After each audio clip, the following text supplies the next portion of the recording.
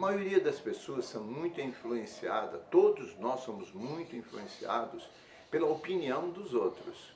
Como faz parte de uma característica da grande maioria dos seres humanos, mais de 90% dos seres humanos têm baixo nível de autoestima, então quando alguém fala alguma coisa para nós, aquilo soa como se fosse alguma verdade sobre nós. Agora, o que acontece é que muitas vezes nós somos taxados por ser portadores de uma doença. Isso é interessante e acontece muito na nossa vida. Alguém chega e fala para a gente que a gente tem uma determinada doença. Eu tenho um cliente meu que ele foi fazer um advogado, uma pessoa muito querida, e o Dr. Benedito, ele foi fazer um exame de rotina, onde ele foi e chegou para passar pelo exame, ele tinha que ir, era num primeiro andar, ele estava em cima da hora, e como ele era uma pessoa muito disciplinado e muito justo, ele não queria atrasar, ele viu que o elevador estava lá em cima, ele resolveu subir 2 lances de escada, e aí ele chegou para fazer o exame. Quando ele chegou para fazer o exame, ele entrou na sala do profissional, e o profissional, ele estava ofegante por ter subido rapidamente os 2 lances de escada, e quando ele entrou na sala, o profissional pôs o dedo e falou assim: o senhor sofre de pressão alta? Não, sofre.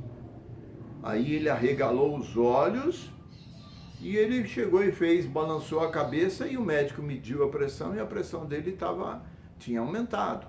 E imediatamente ele foi até a clínica, que era próximo do local onde ele estava, ele foi até a nossa clínica, conversou com a gente, nós medimos a pressão e tranquilizamos o doutor Benedito: olha, a sua pressão é normal, a gente te conhece há muitos anos. Isso me lembra uma história que eu escrevi no nosso livro, Você é o Remédio. É um livro que nós já fizemos 3 edições, e eu conto a história de um trabalhador.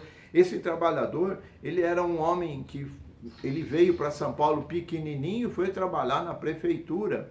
E ele trabalhava no serviço de água e esgoto, fazendo aqueles reparos na rede hidráulica.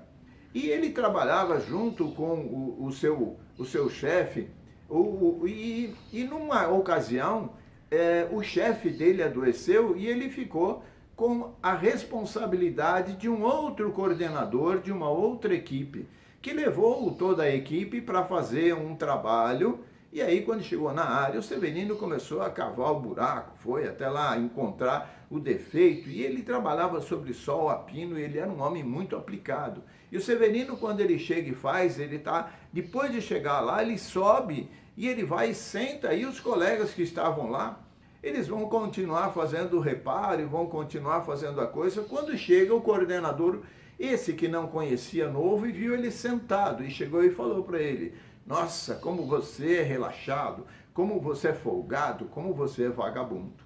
Então a pessoa não conhecia o profissional, e sinceramente o Severino, que é esse homem, ele era um dos trabalhadores mais esforçados, e ele foi taxado por uma pessoa que não o conhecia. Isso acontece, por exemplo, com a gente quando você chega e você vai para um pronto-socorro, e você chega num pronto-socorro e o cara mede a sua pressão, e quando você chega no pronto-socorro você está tenso, você está nervoso, você está preocupado: será que é que eu tenho? Aí você mede a sua pressão, e a pressão pode estar alterada.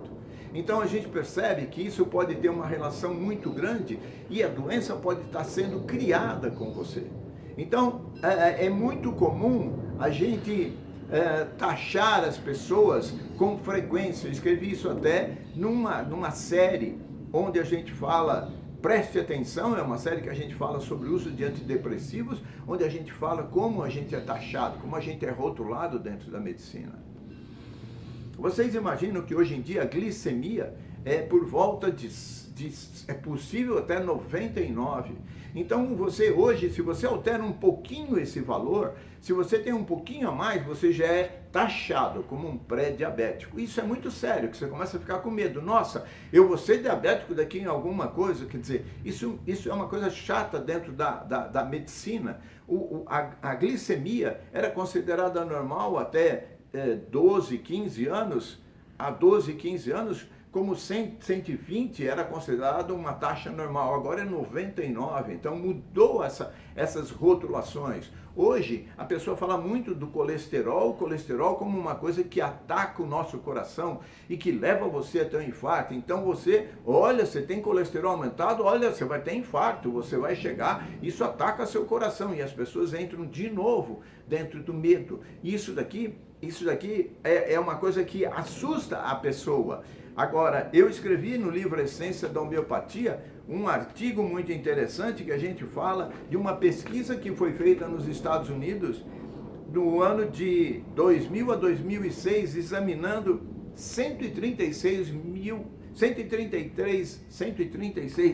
pacientes que estavam hospitalizados e que tiveram infarto. 75% deles tinham um nível de colesterol normal. E por que infartaram? Pelo estresse. Agora, a gente atribui ao colesterol o infarto do miocárdio. E a medicina já tem vários artigos que mostram que o colesterol não é o vilão. Só que tem uma série de coisas por trás disso tudo, o interesse de vender medicamentos que a pessoa fica tomando o resto da vida para que combata o colesterol, em vez de fazer um trabalho real e preventivo com relação a isso tudo. As doenças são criadas e isso daqui é muito chato que acontece. Quando você imagina que você entra dentro de uma UTI, numa UTI, a gente que é do ramo da medicina, você vê, tem todo um equipamento. A gente que é da medicina e que trabalha em outra área, você vê que aquilo é um equipamento que se você entra dentro lá, é maquininha tocando aqui, apitando, é respirador, é uma série de aparelhos que são colocados, que se você não tiver uma orientação segura, você vai poder ficar muito com medo, que é uma característica de nós seres humanos. Então, eu sempre falo, e nos artigos, nas palestras por onde eu estou indo, da necessidade de ter uma equipe de apoio emocional. Nós precisamos cuidar também que a gente começa a trabalhar e criar doenças e pegar uma identidade de uma posse pelas nossas doenças.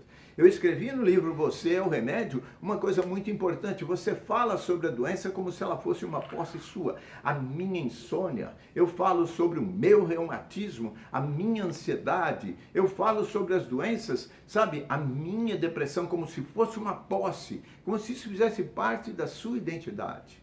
É muito interessante a gente saber o que é feito nos países que tratam as coisas de uma maneira séria. E eu quero falar nos países que têm uma medicina voltada para a população. A gente viu na Inglaterra que eles fazem muito a prevenção. Então, cada médico ele tem 5 mil clientes. A prevenção é o básico com ele. Ele faz com que os seus assistidos tem uma atividade física regrada, um controle da alimentação, ele faz exames na pessoa, mas o mais importante é fazer com que essa pessoa tenha consciência das mudanças de hábito que ele precisa fazer para ele ter uma qualidade de vida, tanto emocional quanto física, para ele estar em perfeito estado de saúde. No Canadá, eu sei no Canadá que se você usar bastante ou começar a consumir bastante bebida alcoólica, eu já expliquei na série sobre o alcoolismo, que no Canadá, quando a pessoa bebe ou ela bebe mais, o serviço de saúde é advertido, porque para você comprar bebida nos bottle shops que tem nas lojas que vendem bebida no Canadá, você precisa ter uma regulamentação. E nessa regulamentação, com essa regulamentação, se você consumir muito, o serviço de saúde procura você e fala: epa, cuidado amigo, você está consumindo muita bebida e você vai poder vir aqui para o hospital e ficar dando trabalho, porque uma pessoa que bebe muito, a gente já falou na série, está fantástica, a gente pode dar sérias consequências para o nosso organismo. Então, quando a gente viu que é muito importante você, na prevenção, você trabalhar com um clínico de família, com uma pessoa que acompanha você, acompanha seus familiares e tem uma noção de quem você é, como anda o seu estado de saúde. Isso daqui, um profissional de uma clínica médica, ele geralmente é um pessoal que trabalha com uma equipe multidisciplinar concomitantemente. Então, eu vou falar de doenças criadas? Nada. Eu não vou falar de doenças criadas, eu vou falar de uma saúde e de um fortalecimento da sua pessoa, que é o que você deve fazer, é controlar muito mais, fazer um trabalho preventivo do que você chegar a inventar que você tenha ou ficar vibrando que você tenha doenças que lhe foram imputadas ou que você fica alimentando dentro de você. o mais importante é você buscar a sua paz, o seu equilíbrio e a sua saúde.